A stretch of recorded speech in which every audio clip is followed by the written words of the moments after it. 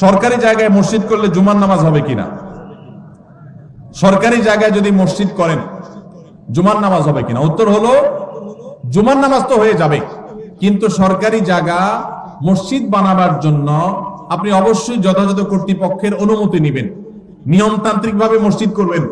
মসজিদ আল্লাহর ঘর, সেটা এই জন্য যেখানে সেখানে করবেন। সরকারি জায়গা পাইলেন আর মসজিদ একটা বানায় দিলেন, আদৌ দরকার আছে কিনা সেটার কোনো বিবেচনা নাই, এটা করা উচিত না। তবে এটা ঠিক, মুসলিম প্রধান দেশে মুসলমানদের নামাজ পড়ার জন্য একটা সরকারি বিরাট বড় এরিয়া আছে, সেখানে অনেক মুসলমান বসবাস করে, সেখানে নামাজ পড়ার জায়গা করে দেওয়া সেখানকার কর্তব্য ব্যক্তিদের কর্তব্য, তাদের কাছে সেটা আদায় করতে হবে।